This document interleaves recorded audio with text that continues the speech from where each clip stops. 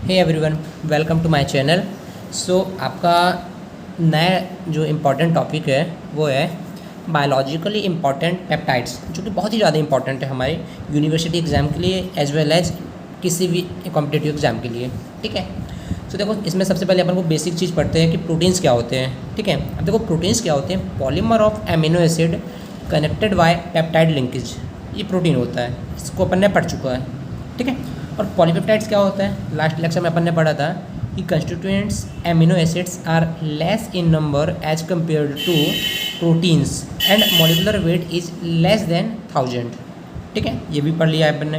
Peptides की बात करें तो पॉलीमर ऑफ एमिनो एसिड का पॉलीमर होता है less than 10 amino acids connected by peptide linkage, CONH peptide linkage होता है हमारे पास। ठीक है, ये पेप्टाइड्स होते हैं। इसी के बेसिस पे अपन पढ़ेंगे प्राइमरी कौन सी पेप्टाइड्स, डाइपेप्टाइड्स, ट्राइपेप्टाइड्स, पेंटापेप्टाइड्स, ये सब चीज़ें हैं ना। ठीक है। अब देखो, हम एक बेसिक सी चीज़ पढ़ लेते हैं कि एमिनो टर्मिनल होता है ये एन टर्मिनल। ठीक है। और कार्बोक्सिल टर्मिनल क्या होता है? सी टर्मिनल होता है। ठीक है। अब देखो, एन टर्मिनल जो होगा हमारे पास ना, वो लेफ्ट साइड होता है, सी टर्मिनल राइट साइड होता है। जैसे अपन बोलते हैं कार्बोक्सिल टर्मिनल और इसे बोलते हैं एमिनो टर्मिनल। ठीक है। और दोनों में देखो हमारे पास क्या होता है? CONH पेप्टाइड बॉन्ड पाया जाता है यहाँ पर। ठीक है। वाटर का रिलीज हो जाता है 2 एमिनो एसिड से और हमारे पास पेप्टाइड बॉन्ड बनता है। ये तो आपको पता होगा, बहुत बेसिक है। यदि डाइपेप्टाइड है तो 2 एमिनो एसिड तो होंगे और एक पेप्टाइड लिंकेज होगा, जैसे ये वाला डाइपेप्टाइड्स है। देखो, एक पेप्टाइड लिंकेज है एंड एमिनो एसिड्स 2 हैं यहाँ पर, तो ये डाइपेप्टाइड्स कहला जाएगा। ठीक है। ट्राइपेप्टाइड्स में 3 एमिनो एसिड्स हो गए, 2 पेप्टाइड लिंकेज होगा, ऐसा है ना। तो ये हो जाएगा हमारे पास पेप्टाइड। उसके बाद अपन पढ़ते हैं इंपॉर्टेंट पेप्टाइड्स। अब इंपॉर्टेंट पेप्टाइड्स में अपन पढ़ेंगे तो डाइपेप्टाइड्स जो होता है ना, वो क्या क्या होते हैं उसके एग्जांपल? कार्नोसिन, एंसेराइन, एस्पार्टेम आपने पढ़ा था ना, आर्टिफिशियल स्वीटनर होता है वो, तो है ना। एंसेरिन एंड कार्नोसिन ये भी होते हैं। इसके लिए आप एक ट्रिक याद कर सकते हैं, CA², C for carnosine, A for anserine and A for aspartame. ठीक है, उम्मीद है आपको समझ में आया होगा डाइपेप्टाइड्स। एंड ट्राइपेप्टाइड्स की बात करें तो ट्राइपेप्टाइड्स में सबसे ज़्यादा इंपॉर्टेंट जो है ना, वो है ग्लूटाथियोन। बहुत ज़्यादा इंपॉर्टेंट है, इस पर क्वेश्चन आता ही आता है ग्लूटाथियोन पर। ठीक है। जो ग्लूटाथियोन होगा ना, वो क्या होगा?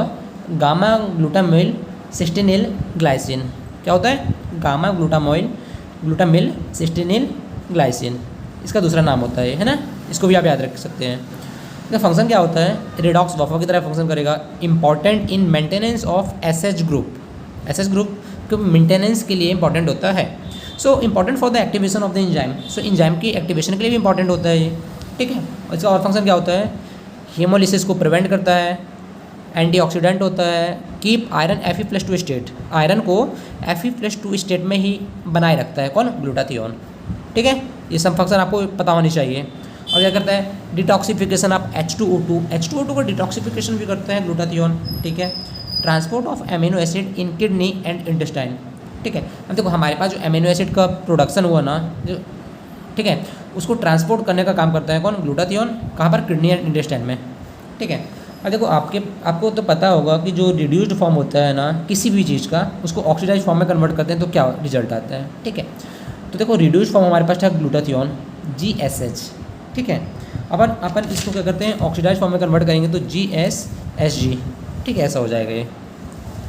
और पढ़ते हैं TRH। ये दूसरा एग्जाम्पल है किसका? ट्राइपेप्टाइड्स का। पहला एग्जाम्पल हो जाएगा ग्लूटाथियोन, दूसरा आ जाएगा TRH, थायरोट्रोपिन रिलीजिंग हार्मोन। ठीक है। अभी क्या करेगा? Important to release of thyroid hormone. देखो, थायरोट्रोपिन रिलीजिंग हार्मोन से क्लियर हो रहा है कि इंपॉर्टेंट होगा किसके लिए?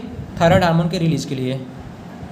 ठीक है, इतना क्लियर हुआ। तो हमारे पास ट्राइपेप्टाइड्स क्या क्या हो गए? ग्लूटाथियोन एंड TRH, और डाइपेप्टाइड्स CA²। ट्रिक से अपन याद कर सकते हैं इसको।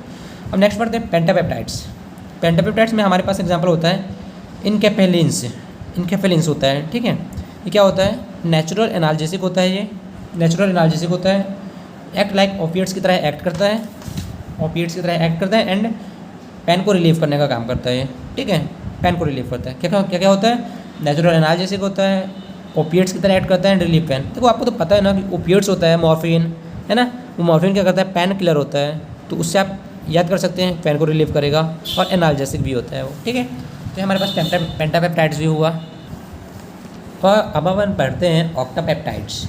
अब देखो, ऑक्टापेप्टाइड्स में ना एंजियोटेंसिन 2 एंजियोटेंसिन 2 जो होता है ना वो ऑक्टापेप्टाइड्स का एग्जांपल होता है। एंजियोटेंसिन 1 भी नहीं और ना ही एंजियोटेंसिनोजन, एंजियोटेंसिन 2 होता है ऑक्टापेप्टाइड्स का एग्जांपल। ठीक है, तो आपने पढ़ा है कि जो एंजियोटेंसिन 2 होता है ना वो क्या करता है, ब्लड प्रेशर को इंक्रीज करने का काम करता है, पहली बात। दूसरी बात क्या करता है, stimulate release of aldosterone, aldosterone की रिलीज को भी स्टिमुलेट करता है। ठीक है, और आपने तो पढ़ा ही है रास सिस्टम कि एंजियोटेंसिनोजन रेनिन के प्रेजेंस में एंजियोटेंसिन 1 में कन्वर्ट हो जाएगा और एंजियोटेंसिन 1 आपका एंजियोटेंसिन कन्वर्टिंग एंजाइम के प्रेजेंस में एंजियोटेंसिन 2 में कन्वर्ट हो जाएगा। ठीक है, और हमारे पास कैप्टोप्रिल एंड इनालाप्रिल, ये क्या होते हैं पता है, ये होते हैं angiotensin converting enzyme inhibitors used in the treatment of hypertension. ठीक है, ये आप याद रख सकते हैं, आप बहुत इंपॉर्टेंट है ये वाला पॉइंट भी है ना। उसके बाद हमारे पास होता है नैनोपेप्टाइड्स। अब देखो नैनोपेप्टाइड्स में हमारे पास क्या होता है, वैसोप्रेसिन होता है एंड ऑक्सीटोसिन होता है। ठीक है, nonapeptides 9 amino acid, octapeptide 8 amino acids, 7 peptide linkage, nonapeptides 9 amino acids and 8 peptide linkage. ठीक है, अब देखो नैनोपेप्टाइड्स का एग्जांपल क्या आ जाएगा, हमारे पास बेसोप्रेसिन आ जाएगा। अब बेसोप्रेसिन को अपन बोलते हैं एंटी डायरेटिक हार्मोन भी बोलते हैं। ठीक है, और आपको पता है कि जो एडीएच होता है वो कहाँ से सिक्रेट होता है, पोस्टीरियर पिट्यूटरी ग्लैंड से सिक्रेट होता है। Anti diuretic hormone retention of water by the kidney, बिल्कुल सही है, इसका यूज ही होता है कि वाटर को रिटेंशन करके रखेगा ये, है ना, किडनी से। और क्या करेगा, increase blood pressure, vaso constriction in blood vessels, मतलब ब्लड वेसल्स में वैसो कंस्ट्रिक्ट करके रखेगा और ब्लड प्रेशर को बढ़ा देगा, सिंपल सी बात है। अब अपन पढ़ेंगे ऑक्सीटोसिन, अपन ने पढ़ लिया बेसोप्रेसिन, अब ऑक्सीटोसिन पढ़ेंगे। ऑक्सीटोसिन क्या करता है, प्रोड्यूस्ड इन हाइपोथैलेमस, बिल्कुल सही है, and secreted bye posterior pituitary, same ये भी है कि जो हाइपोथैलेमस में ये भी प्रोड्यूस होता है, ये भी प्रोड्यूस होता है, बट पोस्टीरियर पिट्यूटरी ग्लैंड के थ्रू सीक्रेट होते हैं। ठीक है, और क्या करेगा, responsible for contraction of uterus during child birth. ठीक है, अब यूटेरस से कॉन्ट्रैक्शन भी करेगा ऑक्सीटोसिन चाइल्ड बर्थ के दौरान। जैसे क्या होता है कि जब चाइल्ड बर्थ होता है ना तो कभी कभी प्रॉब्लम होती है, तो जो नर्सेस होती है फिर कोई अच्छा क्वालिफाइड डॉक्टर होता है ना वो ऑक्सीटोसिन का इंजेक्शन ही देता है ताकि यूटेराइन अच्छे से कॉन्ट्रैक्ट हो पाए और बच्चे की डिलीवरी आसानी से हो पाए। ठीक है, सो ये हुआ हमारे पास। और use as a drug during labour, drug का भी यूज किया जाता है लेबर के टाइम पे। ठीक है, during the breast feeding it promotes the movement of milk through the ducts. ठीक है, अब अपन and helps the body to get the milk easily. देखो हम दो चीज़ पढ़ते हैं मिल्क से रिलेटेड, एक होता है प्रोलैक्टिन, दूसरा होता है ऑक्सीटोसिन। जो प्रोलैक्टिन होता है वो मिल्क के प्रोडक्शन के लिए हेल्पफुल होता है, बट जो ऑक्सीटोसिन होता है ना मिल्क की इजेक्शन के लिए होता है ये, है ना, मतलब ब्रेस्ट से मिल्क को इजेक्ट करने के लिए ऑक्सीटोसिन ही इंपॉर्टेंट होता है।